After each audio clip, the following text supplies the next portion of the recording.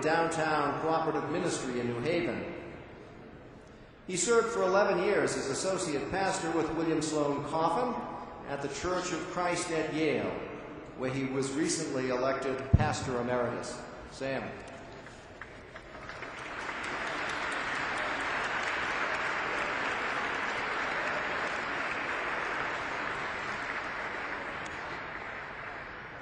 We want to pray to thank God for a very special gift, a gift of the obstreperous and the totally promising, all combined in one unique, lovable personality. So would you pray with me, please? We thank you, O God, for William Sloane Coffin, Jr., a special gift to humanity, America, this university, and all of us, his family and friends. Bless those who have gathered us here to celebrate and give a tribute to Bill Coffin. As we share this meal and this event, let us be joyful. May we also be inspired to renewed dedication to the human rights and world peace that you have not let us forget, O God, because of the life and ministry of our beloved Bill. We bless him in your holy name. Amen.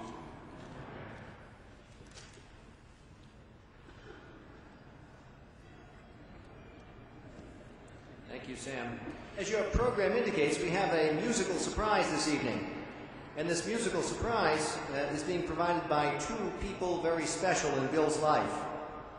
David Coffin, Bill's son, has performed throughout New England for 25 years.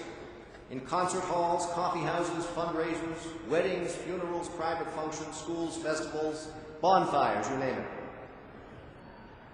He plays a wide variety of instruments: voice, concertina, recorders, penny whistles, bombards, gemshorns. I don't even know what some of these things are. In any case, he's going to be joined by Steve Nelson. Steve is the head of the Calhoun School, a progressive independent college prep school located in the heart of Manhattan's West Side.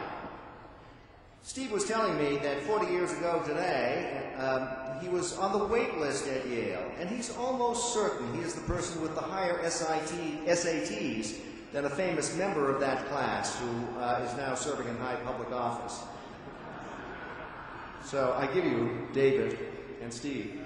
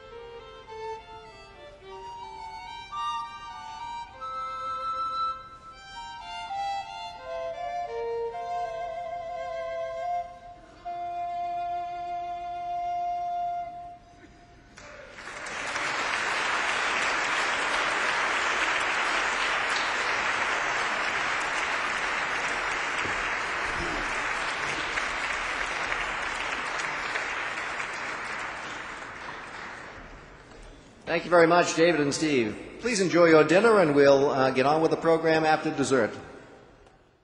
And to do so, I'd like to first read some greetings. This was a letter sent to us just a day or so ago, which reads, Dear Reverend Coffin, it is with great pleasure that I add my congratulations to the many you will be receiving as Yale Divinity School hosts a celebration in your honor. America always has been blessed with visionaries who have told us not only who we are, but also who we can become. Throughout your good life, you have embodied this fine tradition. As a minister, a freedom rider, an educator, and an American who takes his job as citizen seriously, you have shown us the power of faith in action and given us a steadfast example of how God's gifts can be used to fulfill our obligation to help others. Hillary and I are keeping you in our prayers.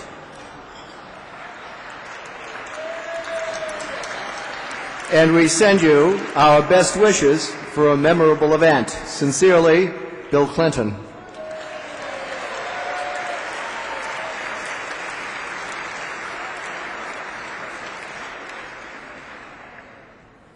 At this point, we're going to have a little video, selected scenes from the documentary William Sloane Coffin, An American Prophet.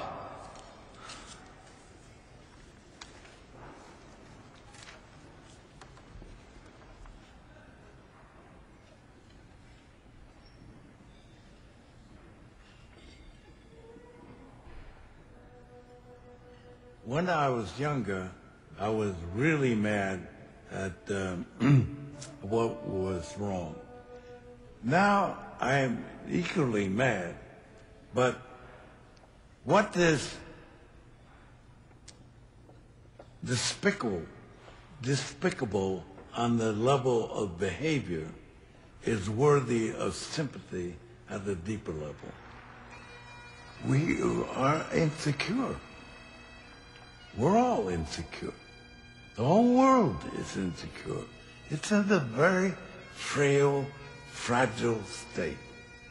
Let's accept that and try to deal with the fragility and the anxiety and not try and say, I'm going to make myself secure.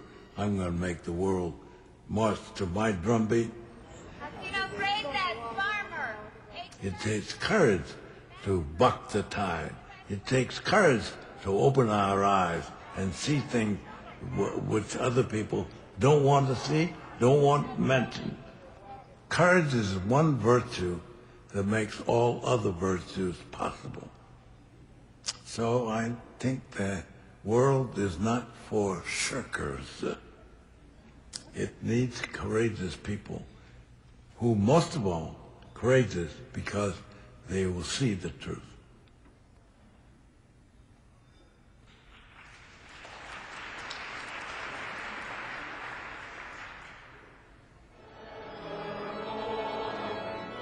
We have major responsibility to be faithful to God. Faith is a matter of being faithful. And faithful Jews, faithful Muslims, faithful Christians have a lot in common. And together, we could actually save the world.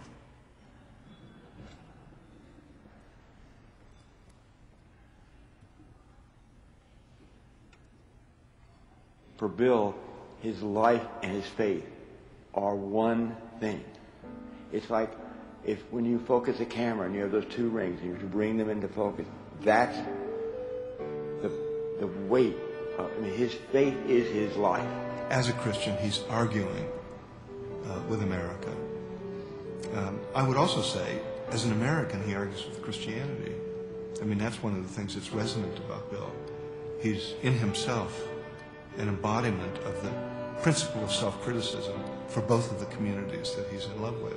He's always looking for the passion. He's looking for the goodness. You know, he's not concerned with little minds and little things. When Bill speaks about something, it changes the way, even though you think you know something, it changes it. You know, you see things suddenly in a way that's unforgettable and much deeper, much clearer. The impact is enormous when Bill speaks. I've known Bill a long time, you know, and we had great times together, I think. And I love him, and I'm astonished by him.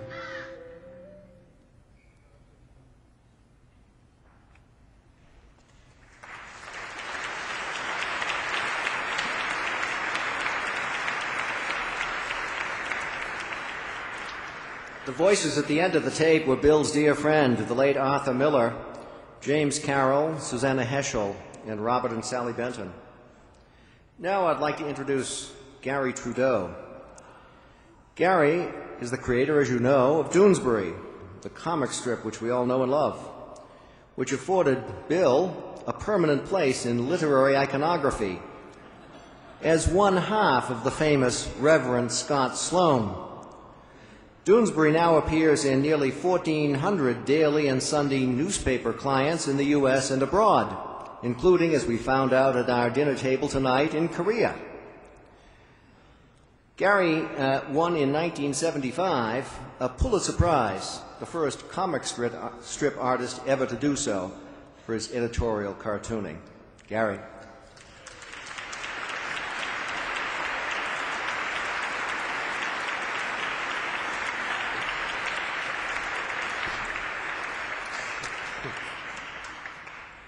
Last weekend on Prairie Home Companion, a musician on the show told the story of a man who went to a doctor and said, "Doc, I got a problem. I think I'm a moth." The doctor replied, "Well, I'm just a general practitioner. You need to see a psychiatrist." And the man replied, "Well, actually, I was on my way to see him, but I noticed your light was on."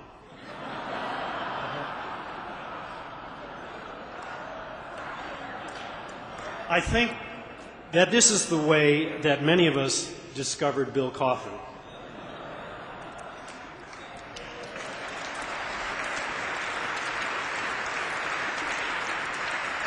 We were on our way to something else when we noticed his light. This astonishing incandescence of a warrior pulling triple duty in the service of God, country, and Yale. During my years here, it sometimes seemed that Coffin's ministry was wired into the Yale grid, that his mere presence on campus charged the air and changed lives. One of those souls was my roommate, Scotty McLennan, a fervent Coffin admirer, so in the thralls of the social justice ministry of the Yale chaplain as to invite parody. It was an invitation I couldn't refuse. I have always repaid the devotion of my closest friends with ridicule, and there was no good reason to exempt Scotty. Before he'd even decamped to Harvard to win his wings at Divinity School and his spurs at law school, the character of Reverend Scott Sloane, whose name cleverly incorporated both mentor and protege, was taking shape on the comics page. Sloane was all earnestness and good intentions, self-advertised as the rapping reverend trusted by the young. The young themselves weren't so sure, but he proved popular among readers, and so when the great animators Faith and John Hubley approached me about bringing the strip to life, it was natural that Reverend Scott would be included. And when it came time to cast the voice, it was John's idea to go to the source himself. So the call went out to Bill. He graciously put himself and his magnificent vocal instrument at our disposal, and it was a grand performance. So I thought you might enjoy this brief clip from the finished film, which aired on NBC in 1977. Yeah, but, excuse me. Walden Child Care? Oh, hi, Scott. Oh, no, I'm sorry. I forgot to ask the kids. Hey, everybody, Reverend Sloane needs some shepherds for his Christmas rock pageant. Are there any takers here? Is he taking affirmative action cases? I'll ask. Shepherdess is okay? Yes. Count me in. Me too.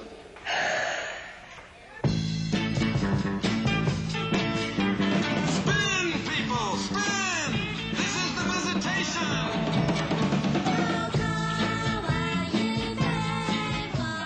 Third shepherd, you're out of step.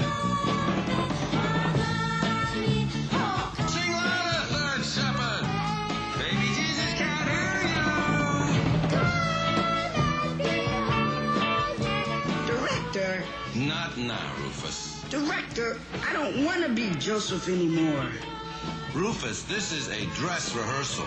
People are going to walk through that door any...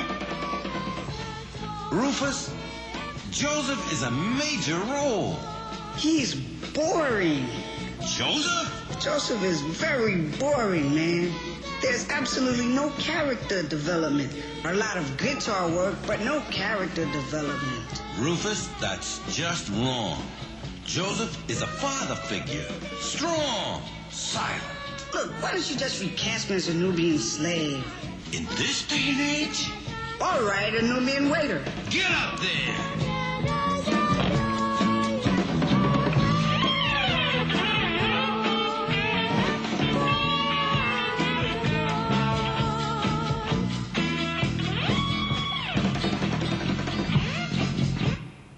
Well, Joseph, it's been quite a night.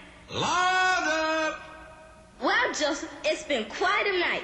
That makes 3 shepherds and a magus. Verily, Mary, and here cometh another.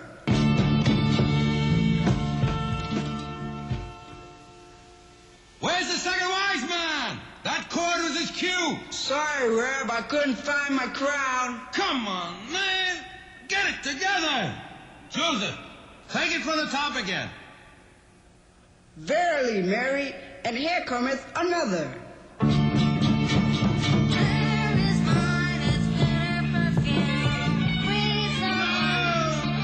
No. For the last time, the first magus does not lay down the rhythm guitar riff until after the visitation. I thought the innkeeper was playing rhythm, man. No, vibes. Percussion. The innkeeper is playing percussion. Oh, no. People are arriving. We'll just have to wing it. Places, everyone. Good evening, parents and friends, and welcome to this year's Christmas rock pageant. In our show tonight, the parts are all played by the children of the Walden Elementary School and the Walden Daycare Center, with the exception of the part of Baby Jesus, who is played by a hidden 40-watt light bulb.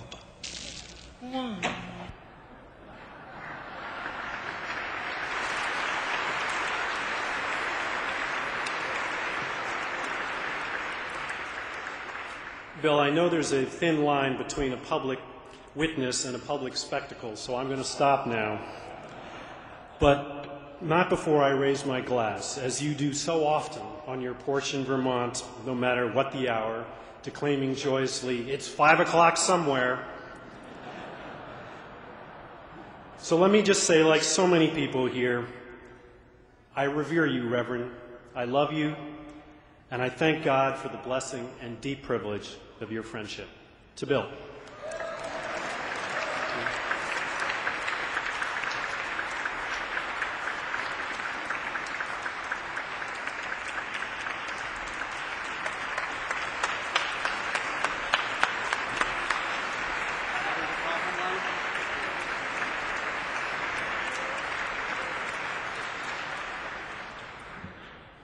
Well, Bill, it's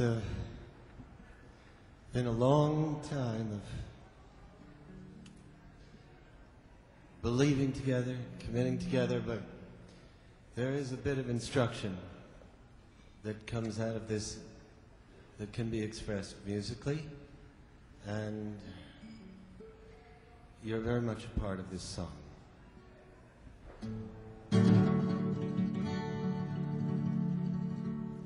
So was it Cesar Chavez Rosa Parks that day. Some say Dr. King or Bill Coffin that set them on their way. No matter who your mentors are, it's pretty plain to see that if you've been to jail for justice, you're in good company. Have you been to jail for justice? I want to shake your hand. 'Cause sitting in and lying down are ways to take a stand. Have you sung a song for freedom or marched that picket line? Have you been to jail for justice? Well, then you're a friend of mine. Will you law-abiding citizens come listen to this song? Laws are made by people, and people can be wrong. Once unions were against the law, but slavery was fine. Women were denied the vote while the children worked the mines. The more you study history, the less you can deny it. A rotten law stays on the books till folks with guts defy it. Have you been to jail for justice? I want to shake your hand. Just sitting in and lying down, ways to take a stand. Have you sung a song for freedom? March that picket line. Have you been to jail for justice? Well, then you're a friend of mine. Well, the law's supposed to serve us, and so are the police. But when the system fails, it's time for us to speak our piece. We must be ever vigilant for justice to prevail. So get courage from your convictions. Let them haul you off to jail. Have you been to jail for justice? I want to shake your hand. 'Cause sitting in and lying down, where's the day to stand? Have you sung a song for freedom almost that picket line? Have you been to jail for justice? Well, then you're a friend of mine. Have you been to jail for justice? Have you been to jail for justice? Have you been to jail for justice? Well, then you're a friend of mine.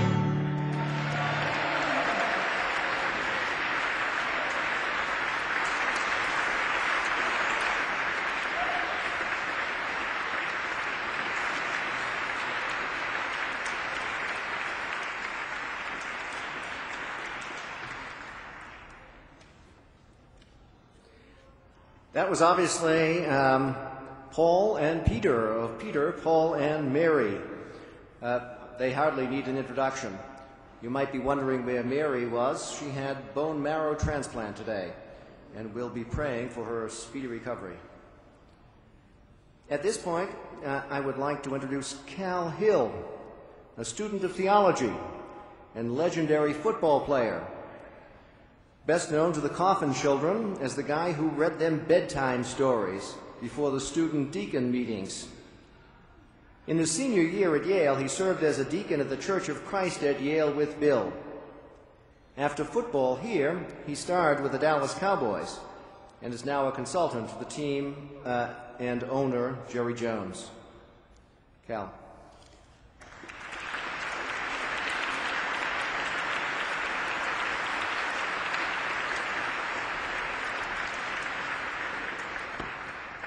Thank you very much. It's sobering to follow Peter and Paul and Gary Trudeau.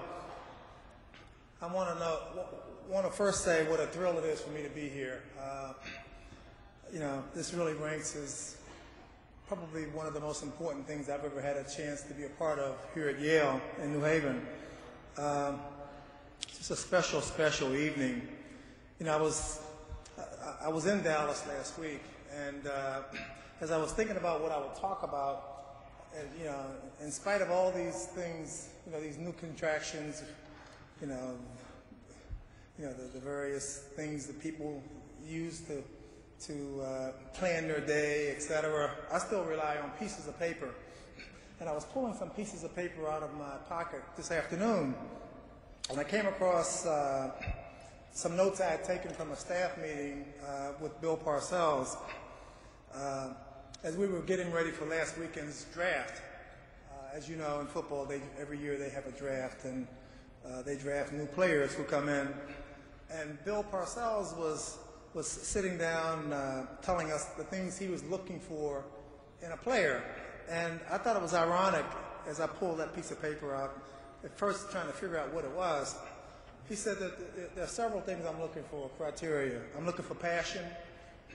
I want players, people who find joy in what they're doing.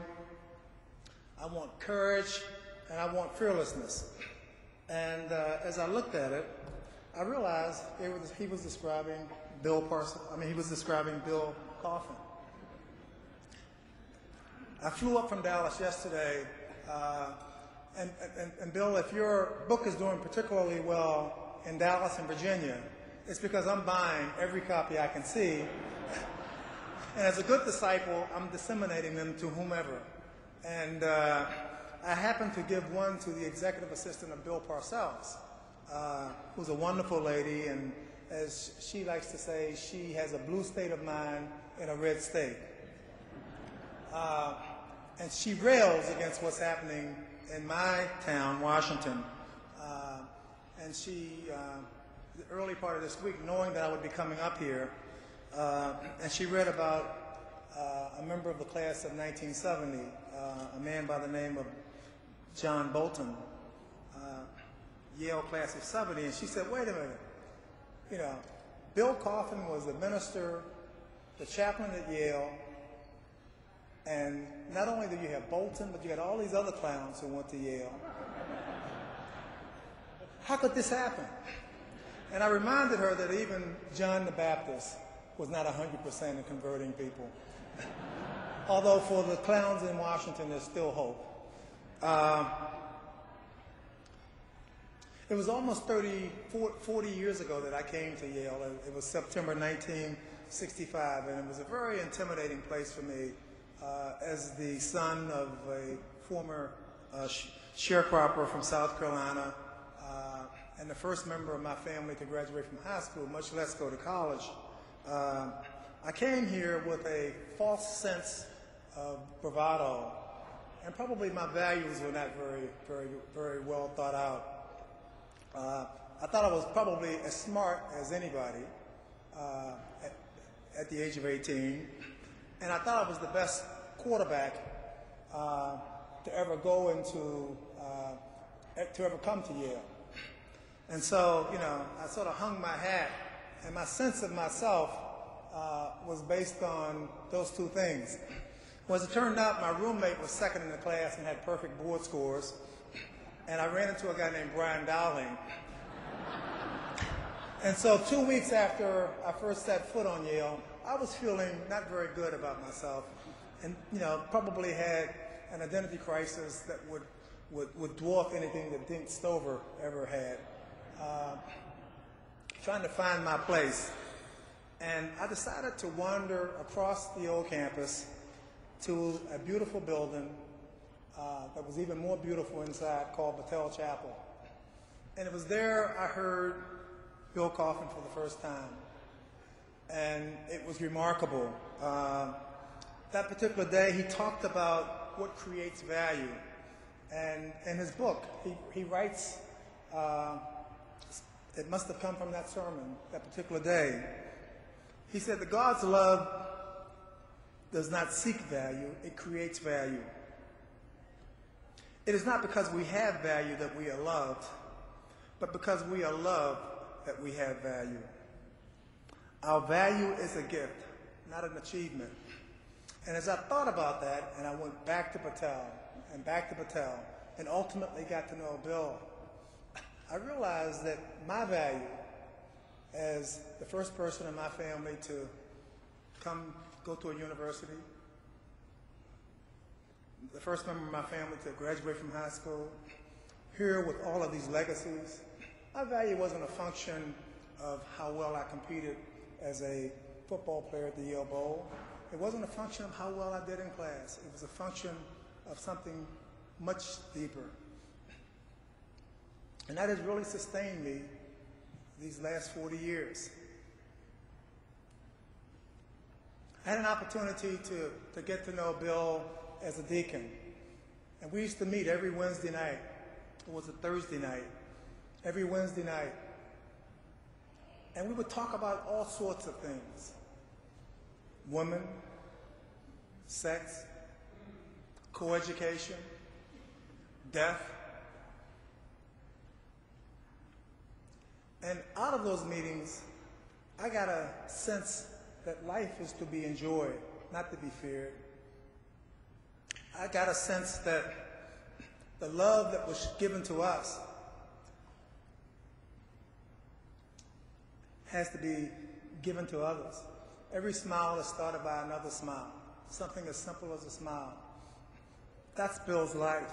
I mean, he has created so many smiles and made so many people think in terms of how can I make the world a better place. You know, I left Dallas. I left New Haven. It's fascinating. I was not expected to be drafted by the Dallas Cowboys. I was intending to go to divinity school, and I wanted to go to Union Theological Seminary. I didn't want to be like Jim Brown. I wanted to be like Bill Coffin. I subsequently found out it was probably a lot easier to be like Jim Brown than it was to be like Bill Coffin.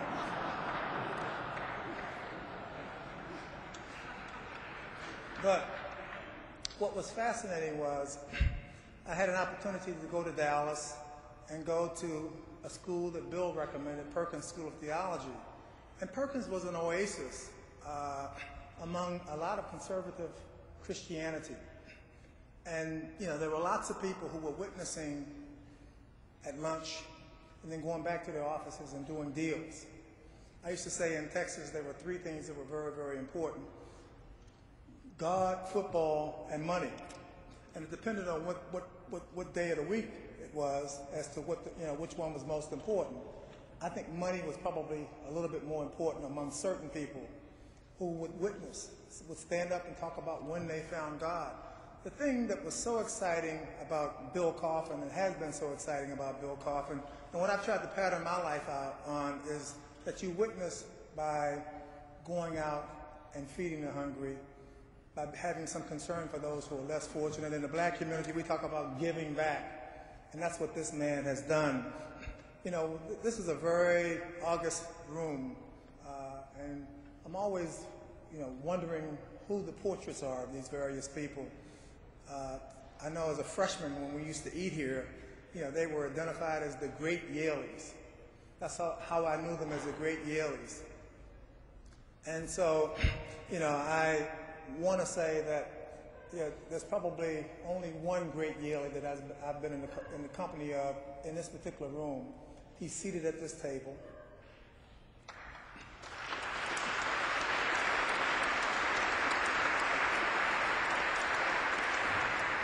Because it just seems to me that Christ, and I think it was Mark chapter 10, I think starting in verse 25, James and John got into a little argument as to who would be seated at the right of the Master in heaven. And Peter came on, and there was a little roar as they started arguing among themselves. And I can see Peter, because Peter evidently was a very passionate and emotional guy, saying, "How dare you ask him this question," etc. And there was an argument. I mean, they were fussing and fighting, etc. And Jesus came and he sort of transformed the whole thing. And in the process, he created what I consider to be the ultimate definition of greatness. He said, "He who is great among you shall be your servant." And as I think about Bill Coffin, I realize his greatness is a function of the fact that he has served all of us. He has served this community he has served God, he has served this country, and he has served Yale. And personally, he continues to give to me. Tonight I will read Credo for the 50th time, and I will find something else that will inspire me. And so I say thanks, Bill, for inspiring me. Thanks for being a friend. Thanks for allowing me the pleasure of your company for all these years. And your spirit is it will never stop. I think of a poem I read that said, "It is a spirit that quickeneth, Thus saith the Lord, and thus truth saith life, confirming the word. This truth, O God, help us to live. Thy spirit, our dream. Spirit over circumstance, ever supreme. Spirit over circumstance, ever supreme. That's Bill Coffin. His spirit will live on forever, and it will inspire me. So, God bless you, and thank you very much for having me here.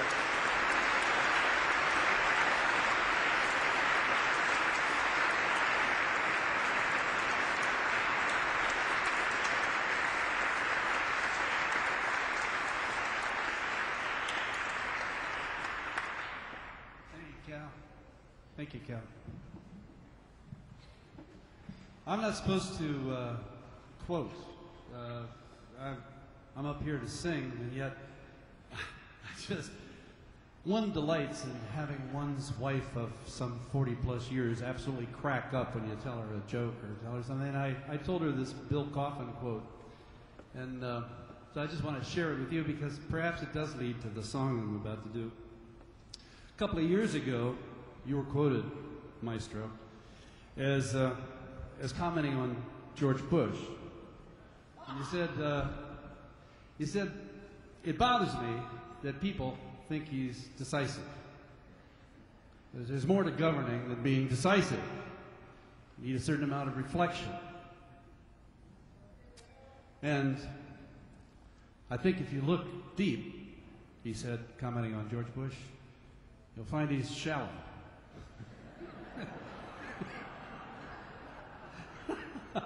And I got to thinking, well, you know, how does that sit with the belief system that we all have worth? And I realized that shallow is a passing time in probably all of our lives, and that the only thing that causes shallow to stay there is fear. And with love, and Bill made that turn for me quite eloquently many times when he would use the term love instead of God because he recognized the interchangeability. So there is redemption. I'm not saying I'm doing this song for George. I'm doing it for you, Bill.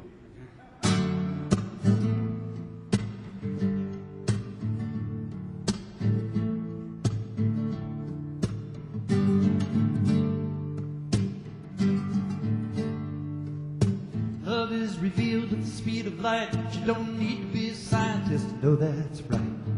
Love is here today, tonight. Love rules. You might be young, you could be old. Everybody needs a hand to hold. Somehow we know before we're told. Love rules. Love's a beggar, not a thief. Steals no hearts, brings no grief. Just waits patiently for belief.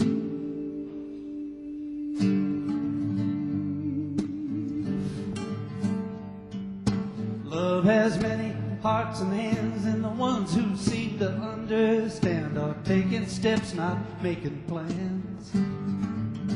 Love rules. Just like them, I'm trying to be a student of transparency. More of love and less of me. Love rules. 'Cause every time I turn away from what love has to say, I burn a bridge, I build a fence,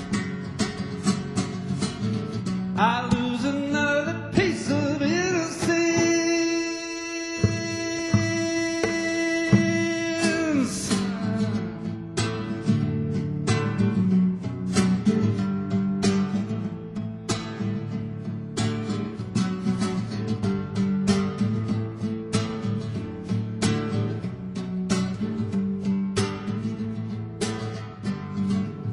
Ooh, dust to dust, we humankind watch stars explode and the sun's come shine, but love's gonna watch the end of time. Love rules. When we're gone in our graves, buried by the things we've saved, love will remember what you gave. Love rules. Yeah, love is gentle. Love is kind. Love forgives, but it is not blind. And love is what we were born to find. Love rules. Love rules. Love rules. Just in case you missed the point, love rules.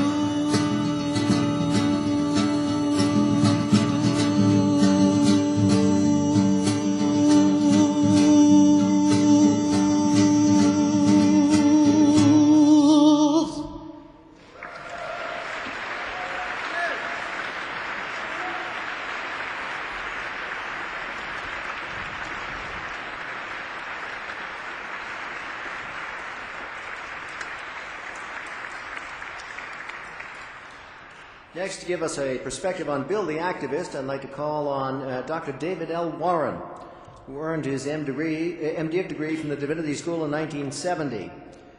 He served as president of Ohio Wesleyan University for 10 years, from 1984 to 1993, and then as president of the National Association of Independent Colleges and Universities since 1993. David worked with Bill for a decade, while he served as General Secretary of Dwight Hall and as a member of Yale Religious Ministry. David.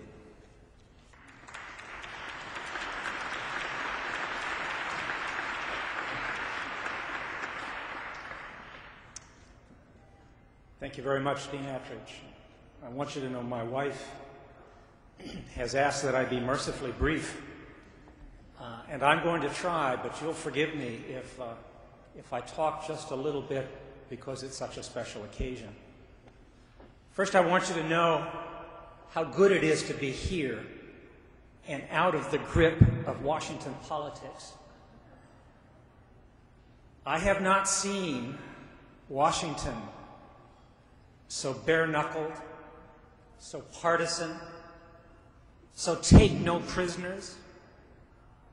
Well, not since at least November 1969, when Bill Coffin led the mobilization march on Washington. I want you to know that I met Bill in 1966. I had just spent a year in India studying Gandhi and Thoreau and civil disobedience, and I decided I wanted to come to Yale and to New Haven because I thought this university and this town, flawed as they were struggling more than any other university and community with questions of social justice. And at the center of that struggle was William Sloane Coffin, Jr. In sermons from Battelle Chapel, in conversations across common rooms, this university and all across America, Bill had one unrelenting message. We must choose on behalf of the bypassed and the disadvantaged and those who have no voice of their own. I think one of Bill's favorite hymns captured it best. Once for every man and nation comes a moment to decide. In the strife for truth and justice, one must finally come decide. Bill put it in a somewhat more philosophic and pungent way. He said Socrates had it wrong. It is not the unexamined life, but finally the uncommitted life that is not worth living. And Bill challenged every one of us to choose. He said, There are no free passes when it comes to questions of simple justice. There is no cheap grace when finally you must be responsible before God for the decisions you make. My father, watching from a distance, said, Bill Coffin has his creed and his deed together. It was my special privilege to work for better than a decade with Bill at Dwight Hall in the Yale Religious Ministry. Bill was a member of the Dwight Hall board. And I remember as clearly as we are here tonight, May Day, 1970, 35 years from this coming Sunday. Dwight Hall was declared a demilitarized zone. There were 13 groups there, all with the word liberation in their title. Black liberation, Hispanic liberation, gay liberation, women's liberation, education liberation. The gathering of those groups so provoked one Yale faculty member that he declared Dwight Hall a spawning ground of undesirables. Bill rose to our defense. He said, "These are young men and women about works of conscience." And he said, "You ought to wear that appellation on your chest. Be proud that you are a spawning ground." The Yale Religious Ministry, of course, was the place that Bill created a really bold, new, entirely different congregation of faith and action. I was once asked, what's Bill's theology? Dean Attridge, I know that it would send shivers up the spine of the collective Yale Divinity School if I thought I was opining on any matters religious. But I said, I think the person who best captured Bill's theology was one of the great theologians ever, Martin Luther. Martin Luther wrote that great hymn. And it was Martin Luther who laid the words down, but it was Bill Coffin who preached them. A mighty fortress is our God, a bastion never failing, a helper he among the flood of mortal sins prevailing. Let goods and kindred go, this mortal life also, the body they may kill, God's truth abideth still. His kingdom is forever. Most people who knew of Bill Coffin knew of him as this prophetic preacher, thundering against injustice, calling each of us to speak truth to power, calling upon us to join the armies of the night. But many in this room will know Bill Coffin as a personal pastor, as someone who would sit and listen, his attention riveted on you as you talked about your great aspirations and hopes and your disappointments and your despair. What was true 40 years ago for Bill Coffin is true today. Not long after his stroke, I called him in Stafford and I said, "Bill, I really need you to come to Washington and speak to a group of college presidents." And initially Bill demurred, and I said, "Bill, they really need to hear your wit and your wisdom." And so he agreed and came. And Bill Coffin gave, in my sense, the single most compelling address I've ever heard from him, and I've heard over 200. It was entitled, "Where Does the Heart Go to College?" He was both prophetic and pastoral with these college presidents, and very simply said, we must regain the high moral ground of what college is about. It needs to be a place where you think about your duty to community and to country, to cosmos, and to your Creator. That presentation has sold more tapes than all the other presentations combined in the history of that association. And then last August, I called Bill again and I said, there are 4 of us who went to school together at Yale, who worked with you, and we need to come and spend some time. Would it be all right? And Bill said yes. And so on a Friday in October, from 4 corners of the country, we landed at Logan.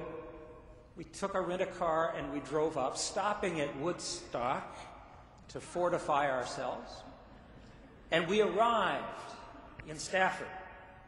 In one hand, a bouquet of flowers for Randy. In the other, a bottle of Stoli for Bill. And we brought along as well some scotch for libations. We sat on the front porch. We began to talk about matters political. We watched the sun slowly go down and walked across the little green to the restaurant there. Came back to watch the last of the debates. And Bill gave us one of the most withering and witty commentaries on the demise of American politics that night. The next morning, we joined him again. He made a roaring fire for us, and we sat by the fire. And listen now. Slowly, slowly, the conversation turned. And Bill moved away from questions of politics and prophecy and became a pastor. He asked about each of our lives. He wanted to know of the sickness. He wanted to know of the children and of the marriage. And he wanted to know of what our life's work was still about. This, my friends, in a word, was a celebration of all that is great and good about Bill Coffin as a pastor and as a prophet. From that celebration to this, I wonder if you would just join me in a toast. Carpe diem, et carpe potestatem. Define diem. Seize the day and seize the power to change the day in the spirit of Bill Coffin. To Bill. Amen.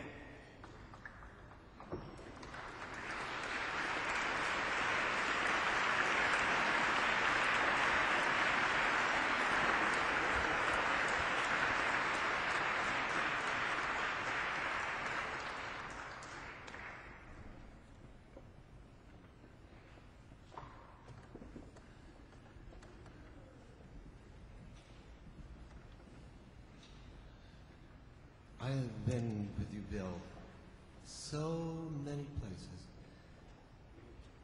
When we were actively walking the walk, whether it was with Carl Weiss or Marge Tubankin and Sam Brown, David Hawke, and whether it was in Washington, the March on Washington in '69, or the March Against Death, and the celebration of life, whether it was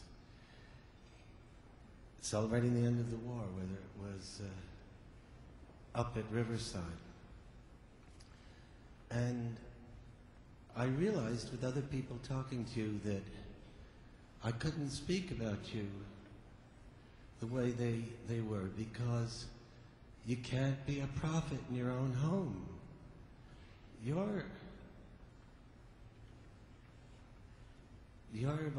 my breath, my skin, my impulse.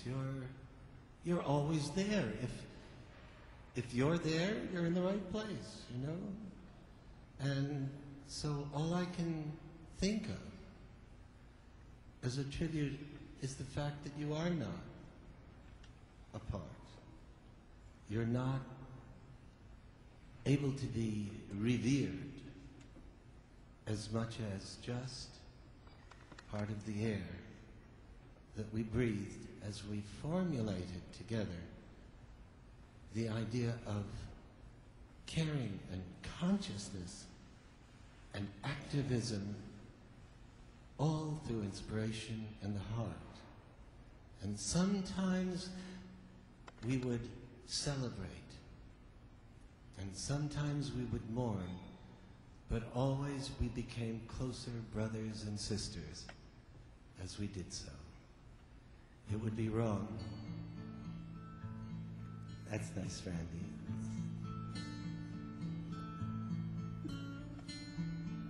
She's holding his hand and stroking his hand. See? That's just Bill. This song is not gone. This song is not yesterday. Sadly, it's not an artifact of the past. But one day it might be. Let's mourn together and reconfirm together, rededicate ourselves as we sing. Where have all the flowers gone? Long time passing. Where have all the flowers gone? Long time ago. Where have all the flowers gone? Young girls, the young girls have picked them, everyone. Oh, when will they ever? Oh, when will they ever learn? Oh, when will they ever learn? Where have all the young girls gone? Where have all the young girls gone? Long time passing. Where have all the young girls long time ago? Where have all the young girls? Where have all the young girls gone? They've gone for young men and everyone.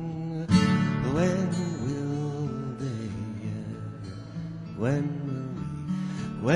will we ever? Where have all the young men gone? Where have all the young men gone? Long time. Where have all the long time ago?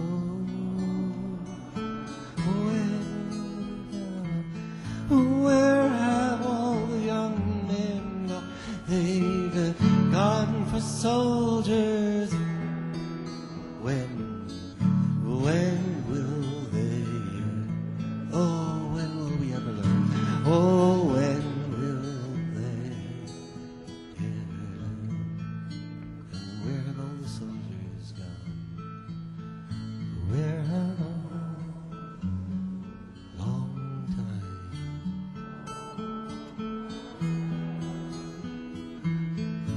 Where have all the soldiers gone? Where have all the soldiers? Where have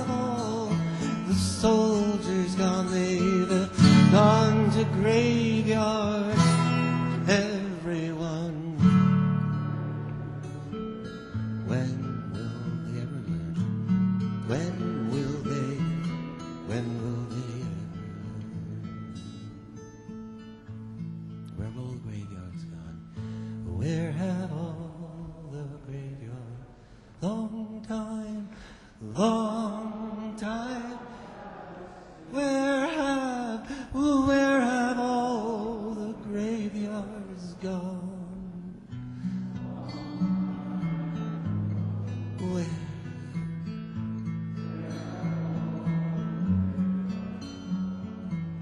They've gone to flowers, everyone. When will they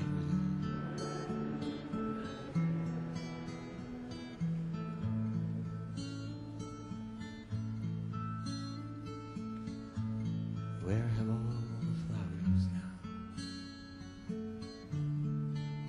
Long time passing. Where have all the flowers gone? My friend, a long time ago. Where have all the flowers gone? In our hearts they are there, everyone. One day perhaps we shall learn. One day perhaps we shall learn.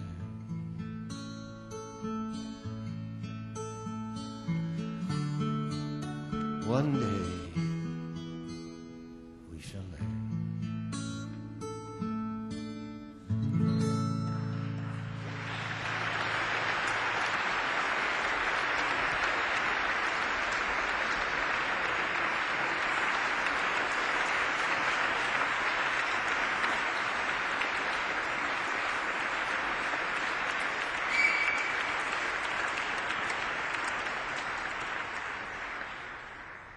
Thank you, Peter.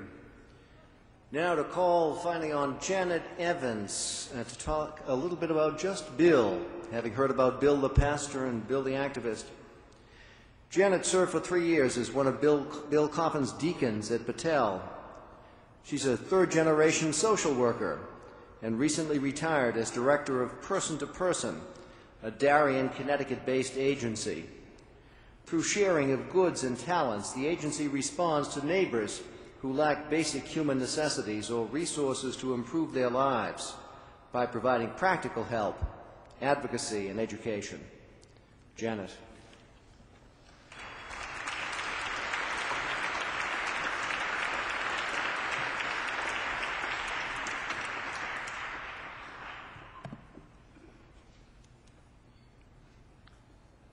Wherever he is, whatever the occasion, good news or bad, rejoicing or crying, as Randy well knows, with Bill, there is always a place for laughter.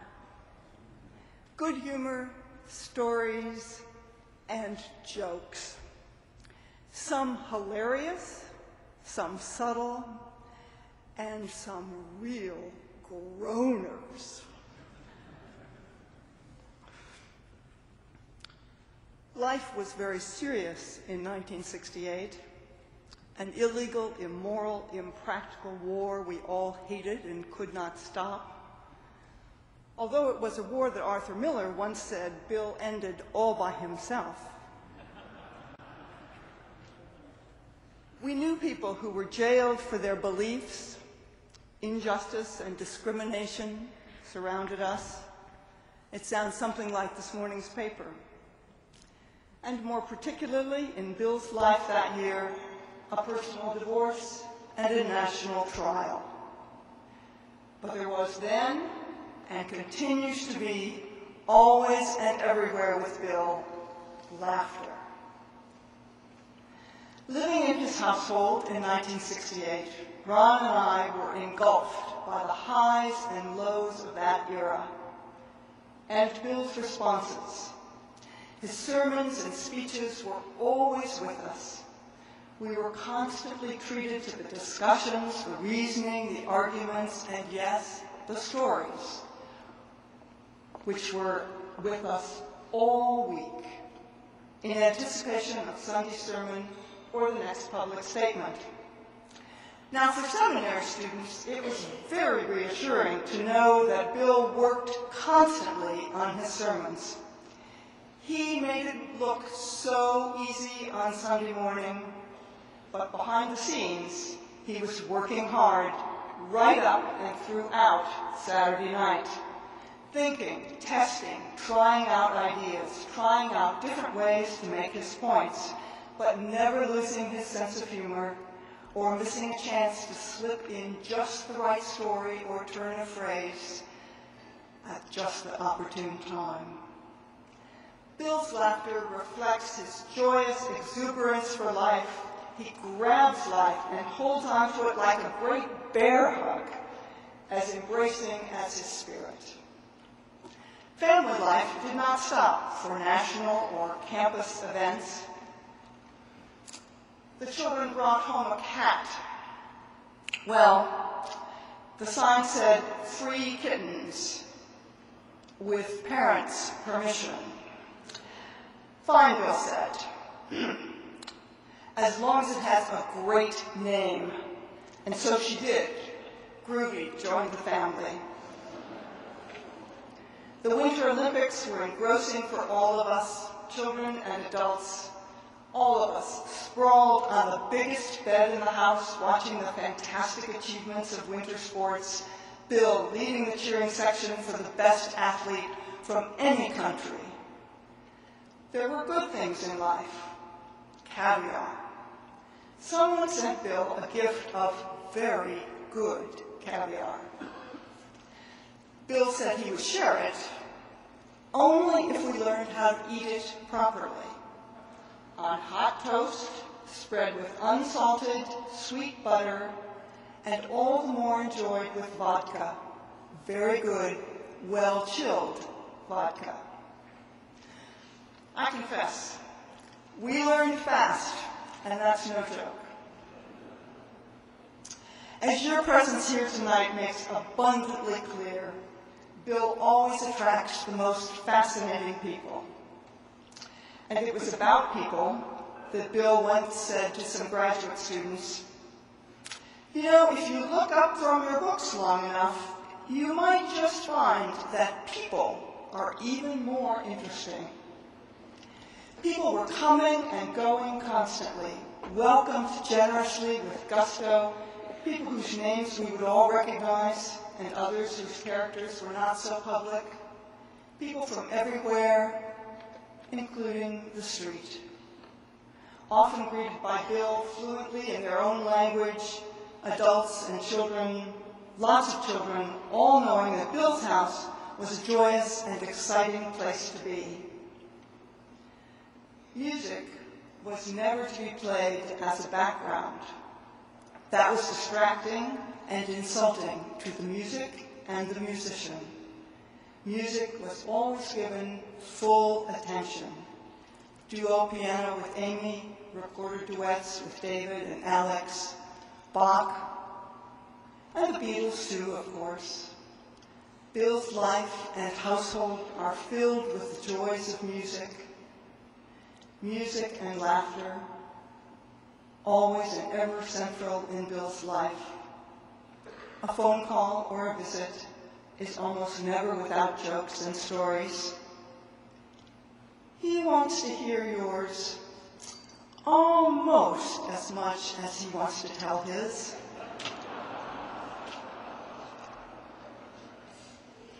And the music of Bill's laughter lifts hearts and spirits. The good humor, exuberance, and laughter which are so central in Bill's life continue to be, for all of us, the happiest music of all. And for that, Bill, we are forever grateful.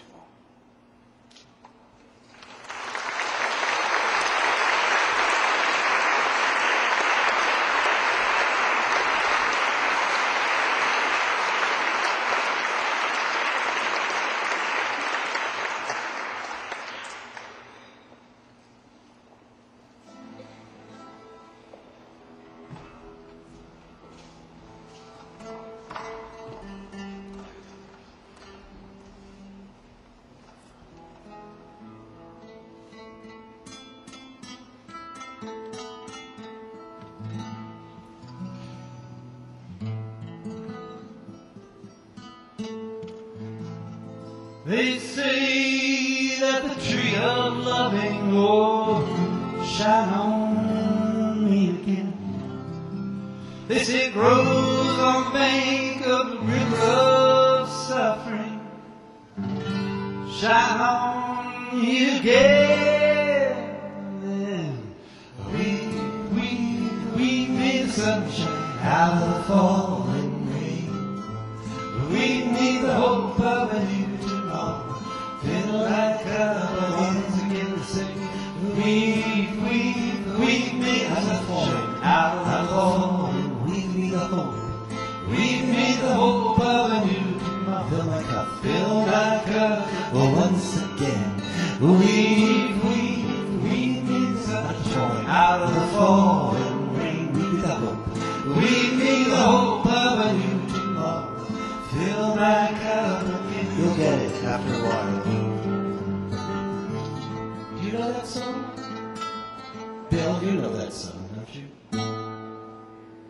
Would you like them to sing? Bill wants you to sing. Here we go. 1, 2, 1, 2, 3. We need sunshine out of the falling rain. We need the hope of a new tomorrow. Fill my cup again.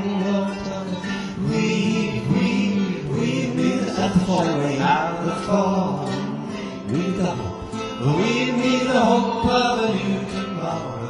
Fill my cup again. If only I could heal the sorrow. Shine on me again. Help to find a new tomorrow. Shine on me again. With every light, we need sunshine out of the falling rain.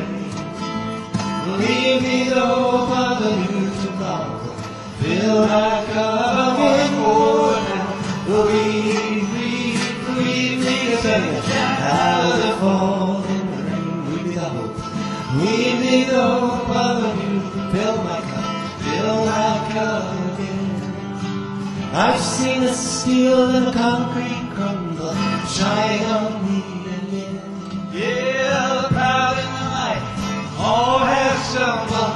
Shine on me again. We need sunshine out of all the falling rain. We need the hope of a new tomorrow. Fill my cup again. We need sunshine out of the falling rain. We need the hope of a new tomorrow. Fill my cup once again.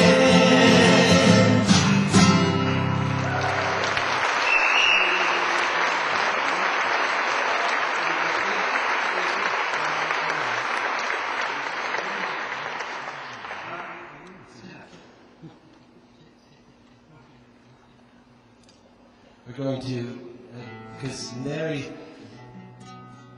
I spoke to Mary yesterday, and Noel spoke to her today. I've never spoken to anybody more filled with vitality in life and determination and courage. I mean, she's really something, but she's not here, so we have to figure out what key we're going to do this song.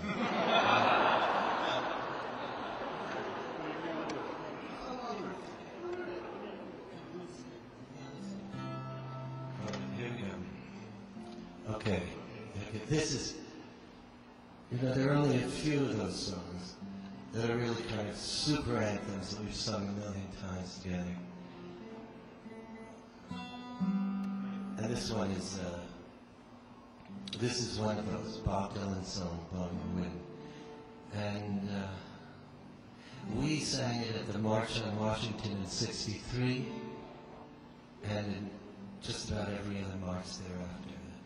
Civil rights movement, the peace movement, the gender equality movement, the movement for self-determination, democratization in South Africa, the anti-apartheid movement, the environmental movement. You got a movement, we'll sing this song.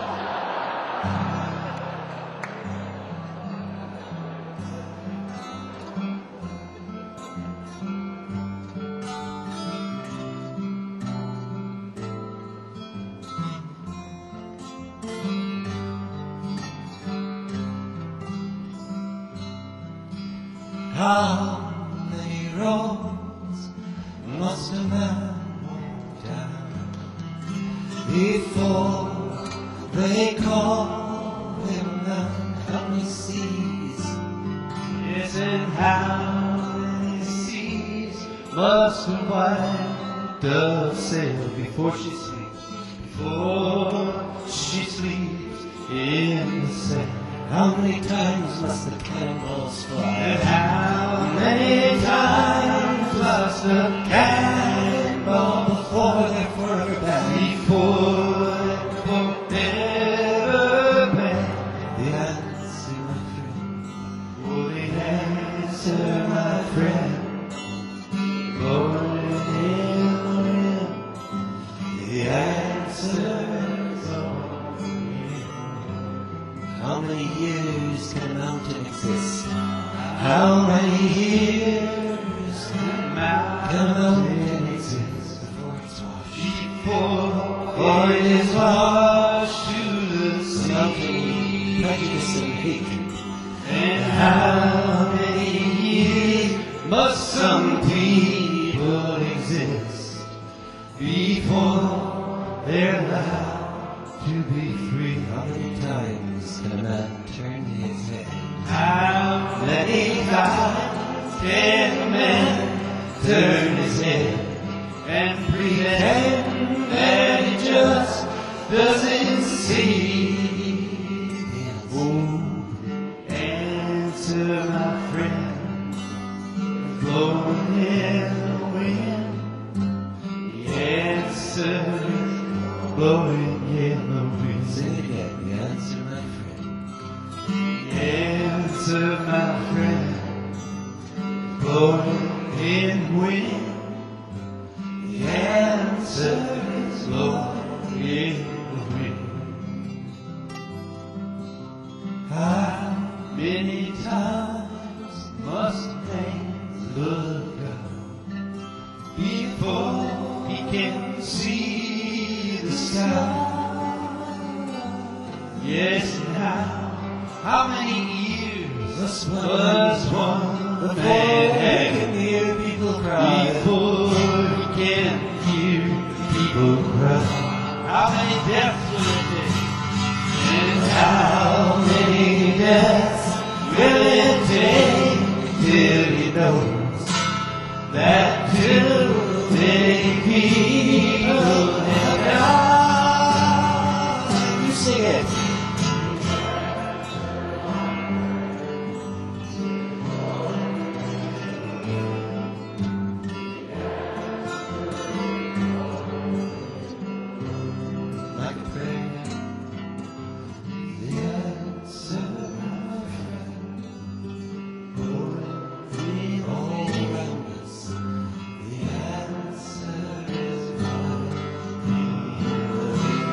More time together now. The answer, my friend, it's blowing in the wind. The answer is blowing in the wind.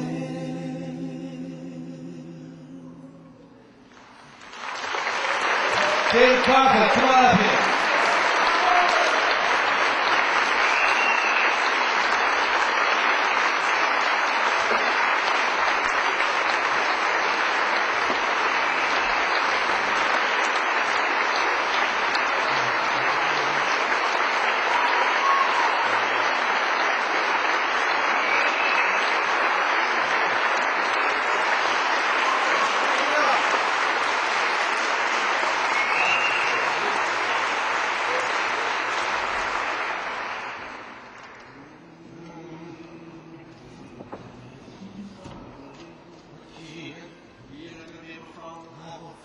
It's been mentioned a couple of times that I'm Bill's son, and I am. Proud of it. I get asked a lot, what's it like to have Bill Coffin for a father? There's no way you can explain it.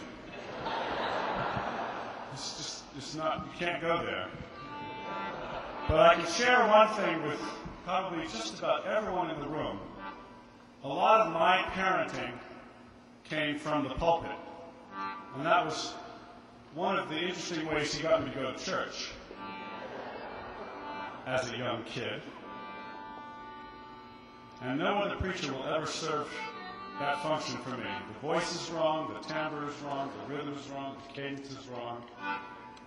That's it. I've been completely spoiled by this man in a way that I would never have thought possible. All of which is to say, it does me great honor not only to sing with these two fine men here, but to sing for you a hymn, one that I know you know, and as always, I dedicate the A major chord to you.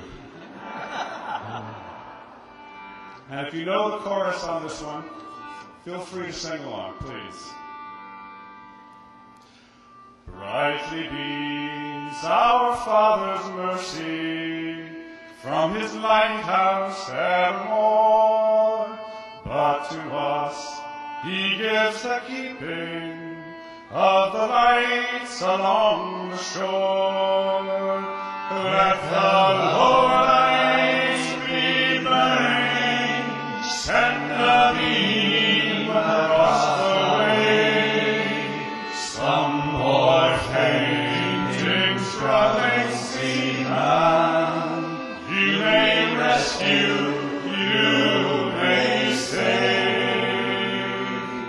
Trim your feeble lamps, my brothers, some poor seaman's tempest-tossed, trying now to make the harbor.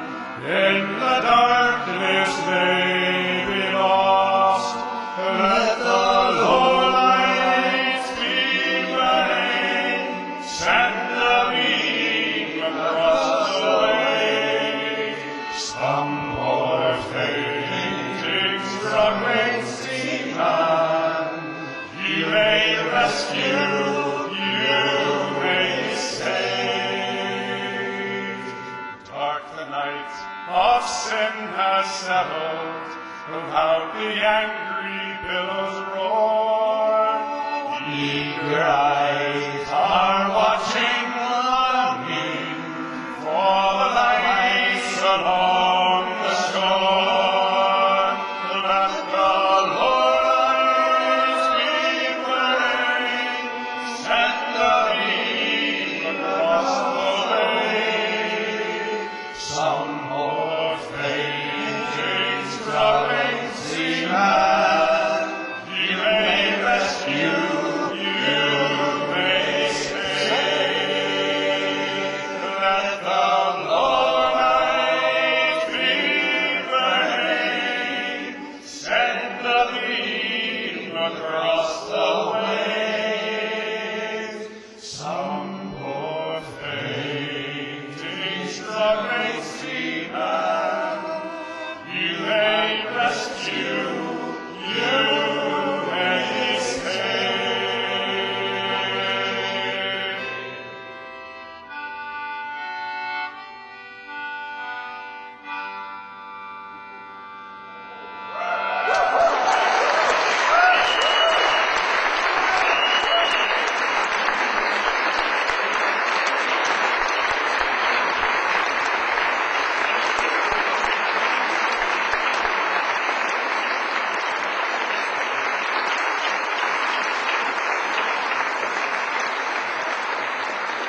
Thank you, David Coffin, Noel, Paul Stuckey, and Pete Yarrow. What a wonderful performance, and what great singing all around. At this point, I'd like to call upon the chair of the Yale Divinity School Board of Advisors, Chris Sawyer, for an announcement. Good evening. How would you like to follow all of that? On behalf of the Yale School Board of Advisors, I do want to welcome everybody here tonight. This has been a spectacular day and just a wonderful evening. Bill, thank you for occasioning this. We just so appreciate it, and particularly you. But more to the point, and this is a little bit of business, but it's about the future.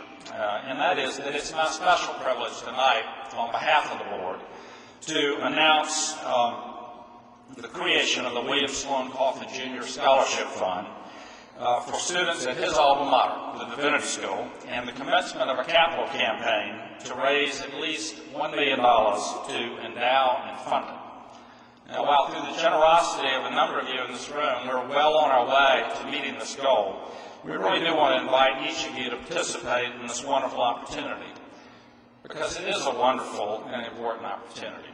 First of all, it honors Bill.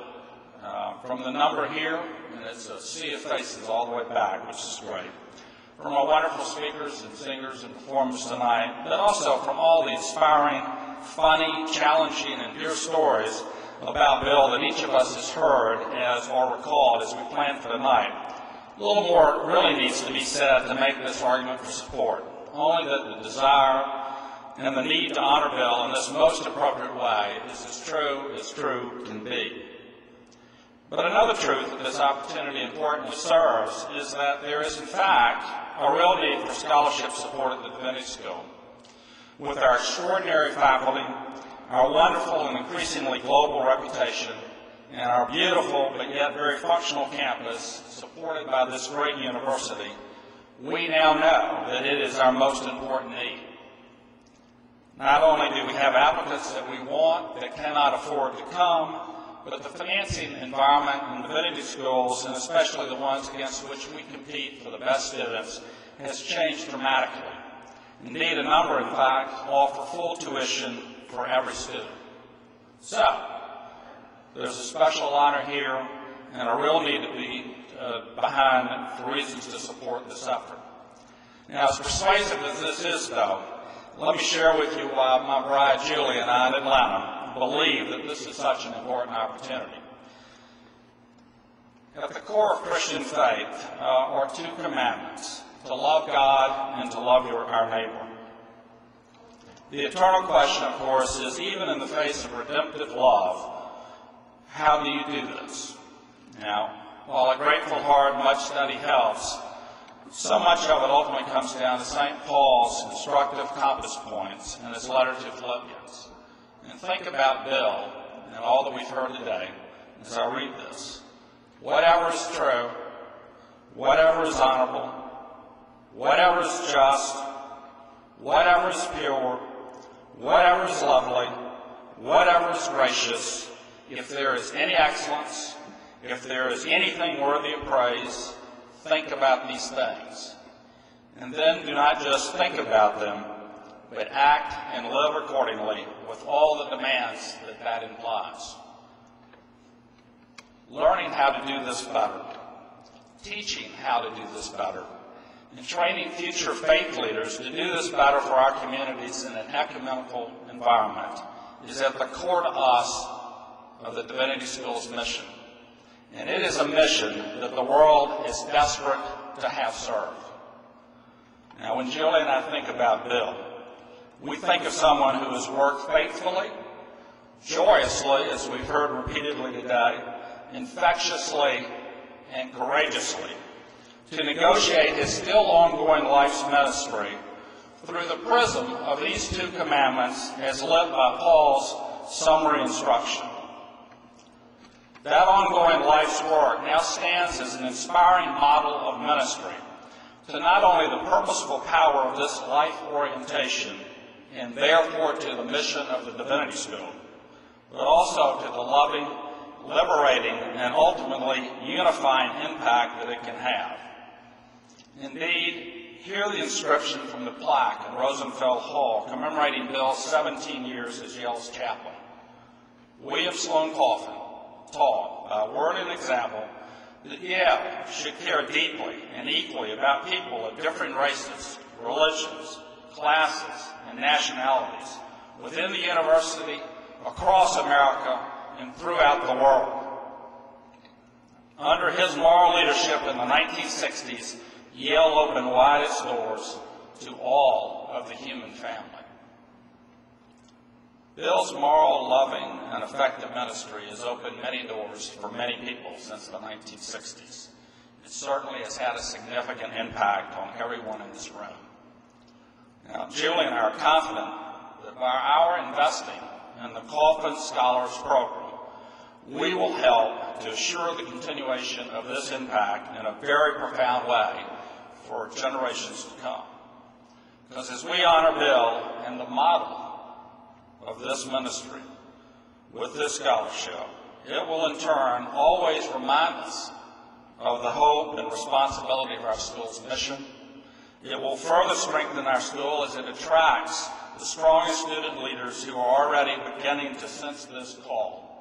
And those students, once nurtured by our school, just as it nurtured Bill, will go forth to serve, but ever inspired by the fact that they are Coffin scholars with the special responsibilities and promise of leadership that most assuredly will come to represent.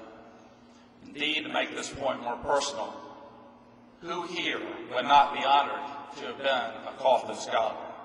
Who here would carry such a mantle through life without a profound and ever-increasing appreciation for the inspiration and responsibility of that call? Now, while Julie and I may have missed the application deadline for this, all of us tonight are at a very special place, and that is that we're at the time when we can band together to create this wonderful program.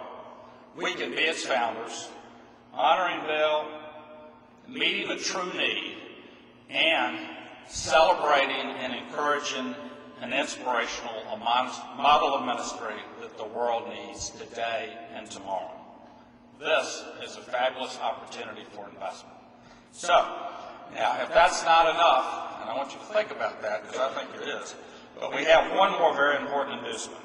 Gary Trudeau, who has really been behind this whole effort in creating this scholarship for Bill, has offered one more incentive, and that's for the first 50 of us who are willing to contribute at least $7,500 over a 5-year period of time, no more than that.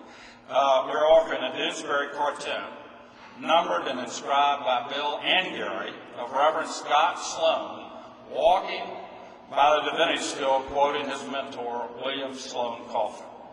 Now, the nice thing is that the original of this drawing, with gratitude to Gary, we're pleased to give you, Bill. Now, please think about joining us in the effort, but to give flesh to my words, let me present to you William Sloane Coffin.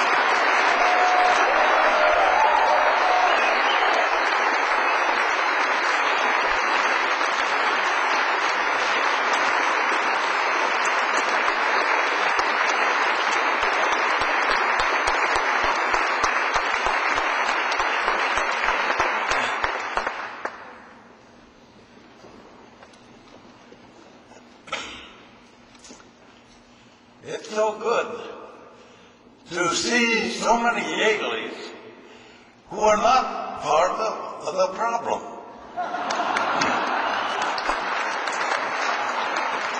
And to see all the rest of you as well. As many of you know, I'm alive without doctor's permission. For over a year now, my bag has been packed, and I'm waiting for the ticket. Or, because God is sneaky, maybe surreptitiously, the ticket has come, and tonight I'm in heaven. It doesn't get much better.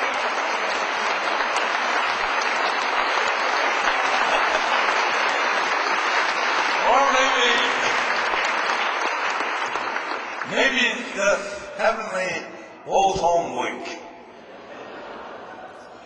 I remember in 1969, at precisely this time of year, at the end of supper, my day Brighton of a son, Alec, age 10, asked to be excused because Calvin wanted him to throw the ball around.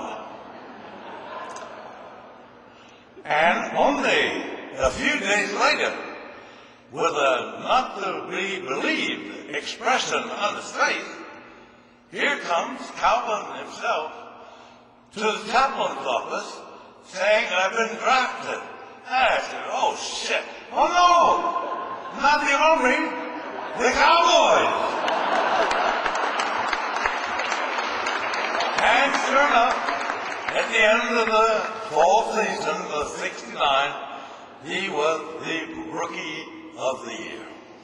Thank you, Calvin, for coming back tonight.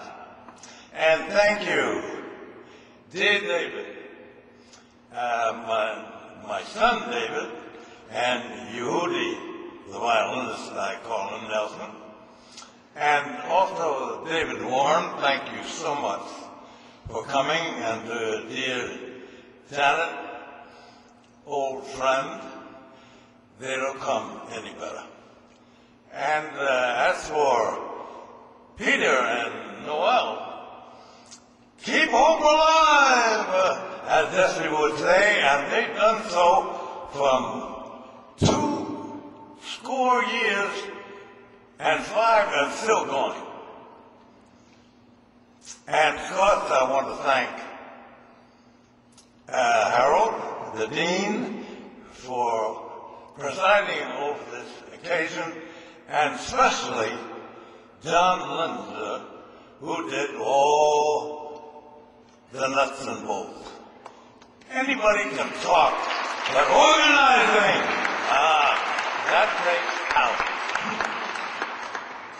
And finally, I would like to thank my beloved wife, Randy, without whom I would not be here, and without whom I wouldn't want to be anyway.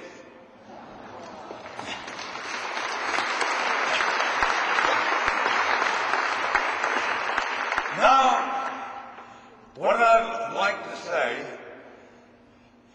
could be said in a Jewish context, Islamic context, but I must speak as a Christian because we're under the auspices of Yale Divinity School, and because I am very, very grateful for being a graduate of YDS. Arthur Miller, of blessed memory, once wrote, "I could not imagine a theater worth my time that did not want to change the world." I feel the same way about religious faith. It should want to change the world. The blood tide loosed in the last century claimed more lives than in all wars in all previous centuries. And the present century is filled with violence and cruelty. We seem more intent on fighting God's will than doing God's will. Therefore, the most urgent religious question is not what must I do to be saved, but what must we all do to save God's imperiled planet. Spirituality takes various forms. In many faiths, some are very profound, while others, particularly these days, appear to be a mile wide and 1 inch deep. Urgently needed for our time is a politically engaged spirituality. I believe Christianity is a worldview that undergirds all progressive thought and action. The Christian church doesn't have a social ethic as much as it is a social ethic called to respond to biblical mandates like truth-telling, confronting injustice, and pursuing peace. What is so heartbreaking is that in a world of pain, crying out for shame, so many American churches today are basically down to management and therapy. A politically engaged spirituality does not call for theological sledgehammers, bludgeoning people into rigid orthodox. Nor does it mean using scriptural language as an illegitimate shortcut to conclusion, thereby avoiding ethical deliberation. We have constantly to be aware of hard choices informed by the combination of circumstances and conscience. We insult ourselves by leaving complexities unexamined. But never must we become so cautious as to be moral failures. For example, the income polarization in our country is more characteristic of third world nations than can be found in Europe or East Asia. Determined to funnel federal dollars to religious institutions, President Bush is not only flexing separation of church and state, he is reneging on his constitutional obligation to promote the general welfare. He is actually putting charity in the path of justice. For what the poor need today is not piecemeal charity, but wholesale justice.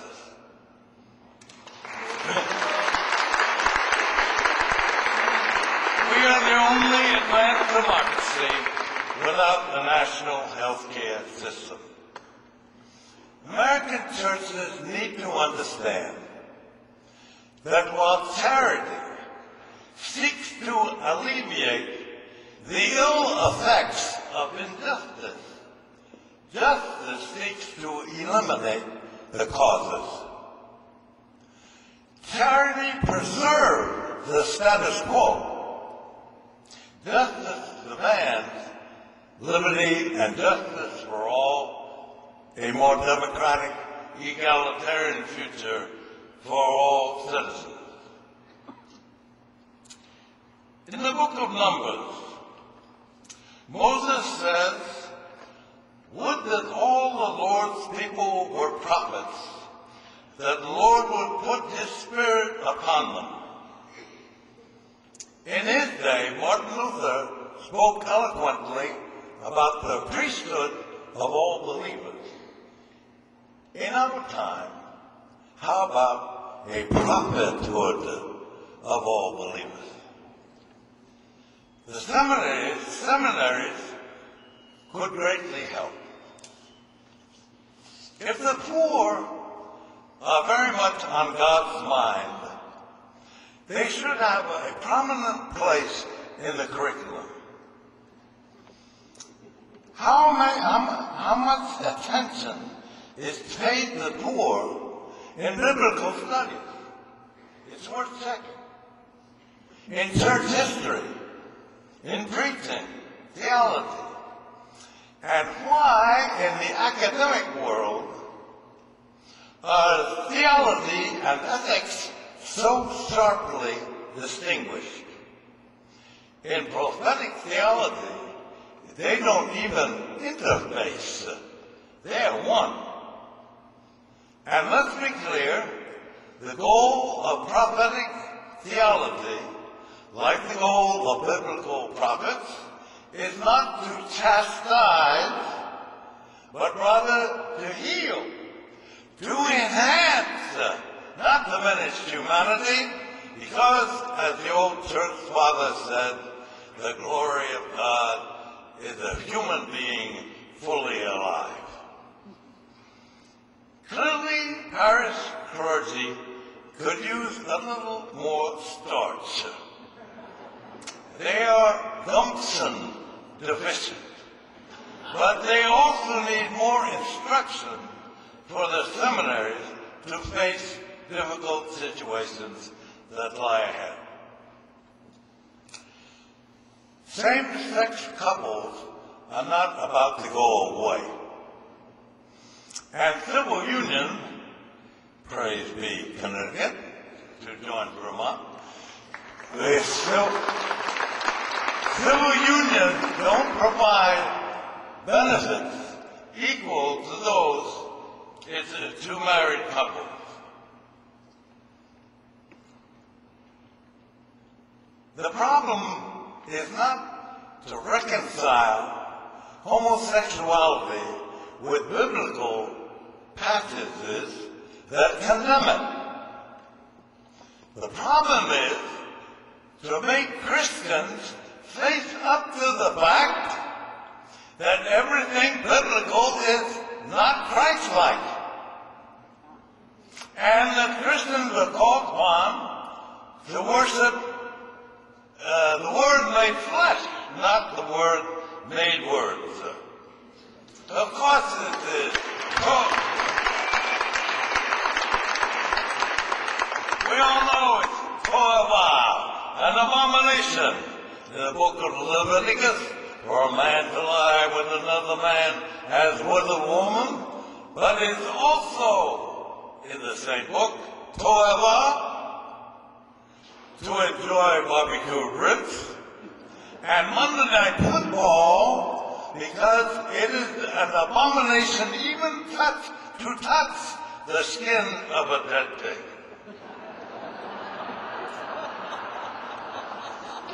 I'm glad you're not a fundamentalist, Calvin.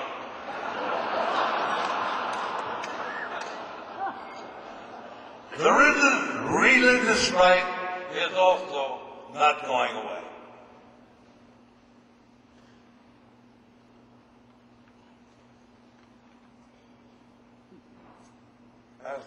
As Robert Kennedy probably observed, what is dangerous is not that the extremists are extreme, but that they are intolerant. Almost equally dangerous, I would suggest, is the sense of superiority that keeps theologians and biblical scholars from taking on the whole wealth of the world because they don't consider them worthy antagonists. I sympathize. But when the delusional is no longer marginal, but has come in from the fringe and occupies the center of power, more people have to speak up than only brave journalists like Bill Moyers or Seymour Hersh. Pollution, too, is hanging around. Scientists the world over has collected mountains of evidence against global warming, but Bush declares the jury is still out. Wouldn't it be wonderful if the Yale Law School and its graduates, or the National Lawyers Guild, whose president, I think is here tonight, the former deacon, Michael Avery, were to mount a suit against the administration for failing to provide for the common defense. The suit might be called frivolous, but its guaranteed publicity would make a wonderful educational tool. To religious believers, global warming is a reminder that nature has been divorced from nature's God.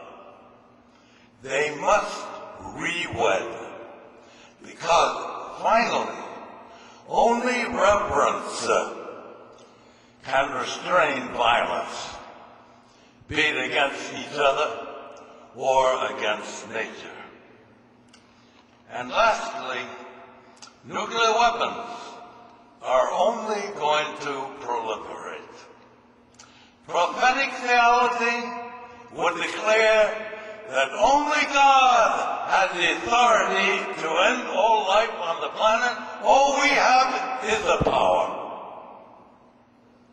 And a politically engaged spirituality would point out that what the nuclear nations are practicing is nuclear apartheid. A handful of nations have arrogated to themselves the right to produce, deploy, threaten to use nuclear weapons while policing the rest of the world against their production. Such an arrogant policy is not politically expedient, not in the long run.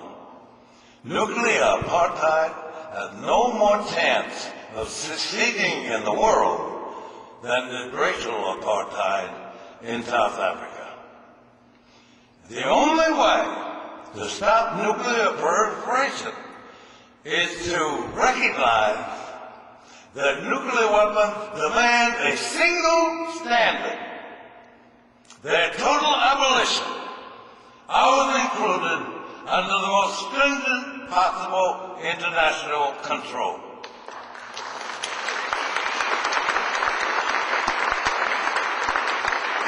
A policy that keeps the world only minutes away from annihilation is a fine example of fighting, not doing God's will.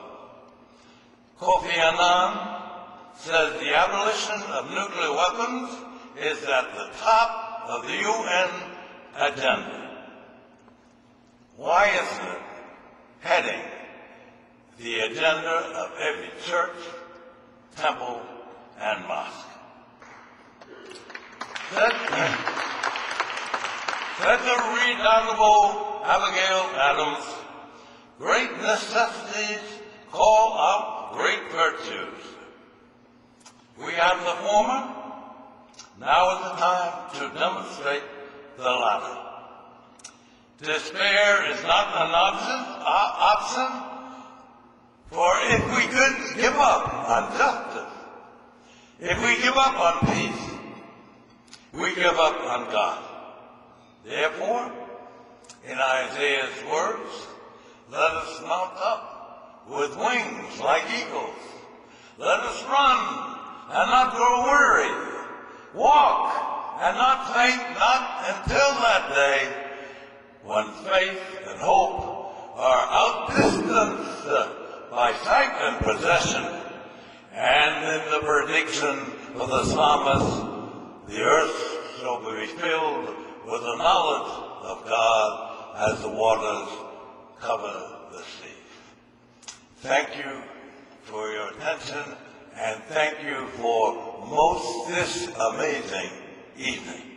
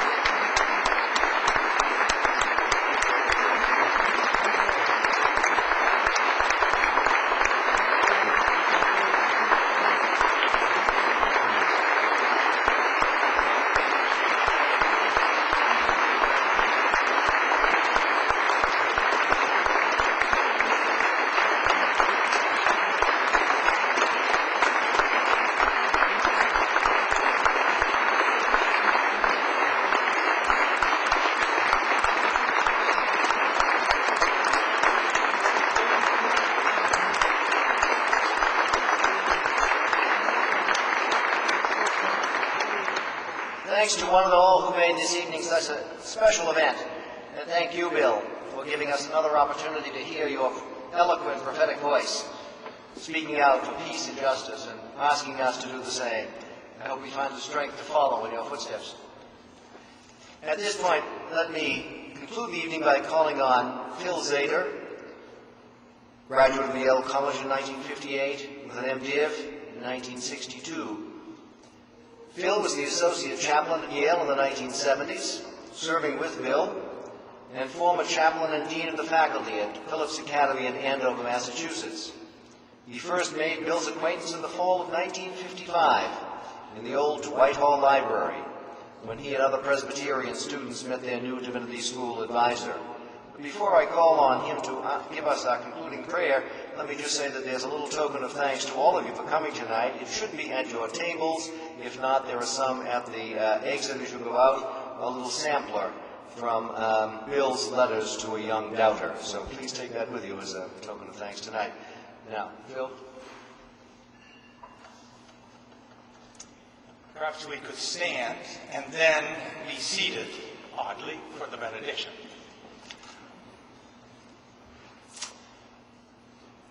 We have sung and heard singing, and the old Protestant hymn, Nun danket alle God, probably is resonating in your minds and hearts.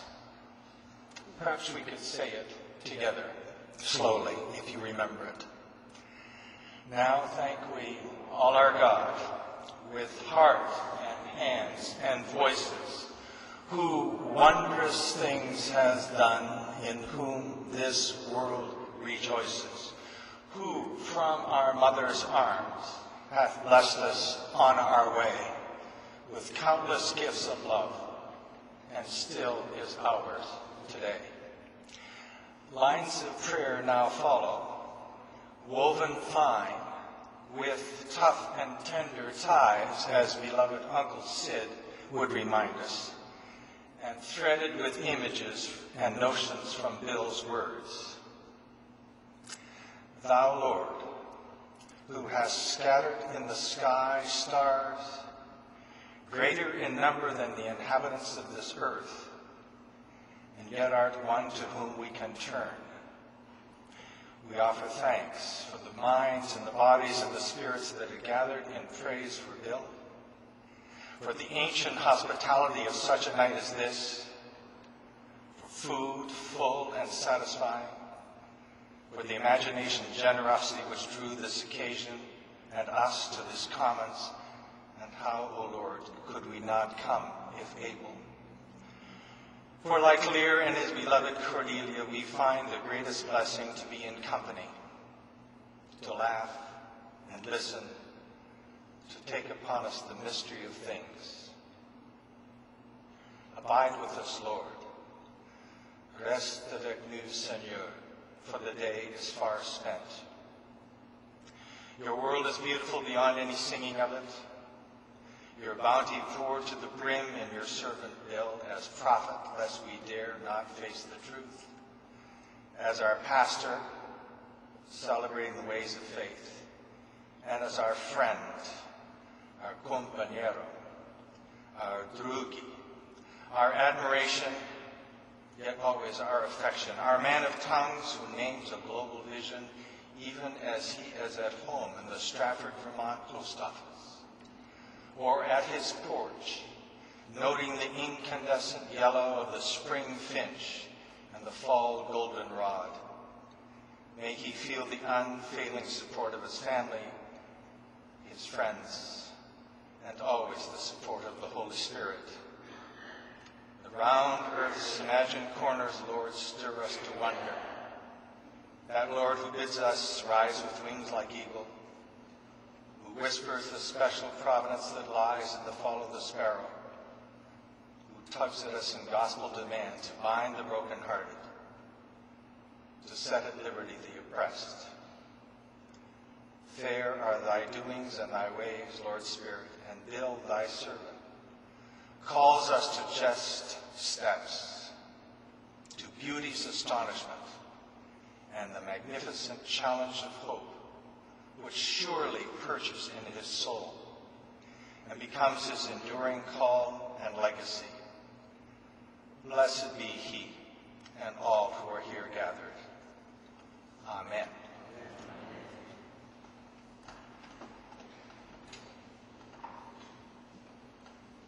Thank you all, and go in peace.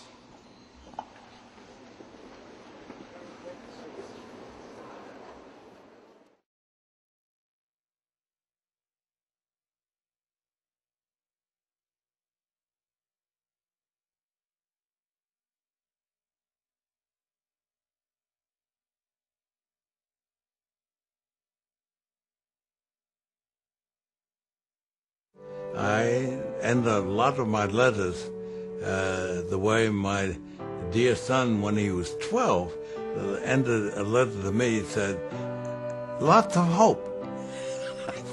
That was the best way to end a letter I ever received, you know. So lots of hope is that I just keep passing along lots of hope. It was long ago, but I can still remember one afternoon when we were 4 or 5, flat on our backs. We looked up through the branches overhead, underneath the pine.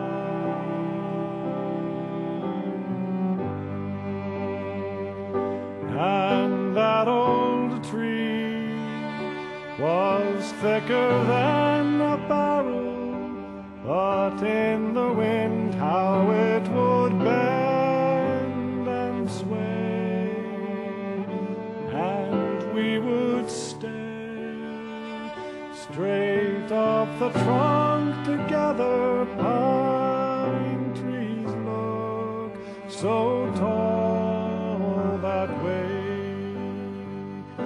and nothing felt so fine before as sleeping on that piney floor. No troubled dreams crossed our minds, lying there underneath the pines.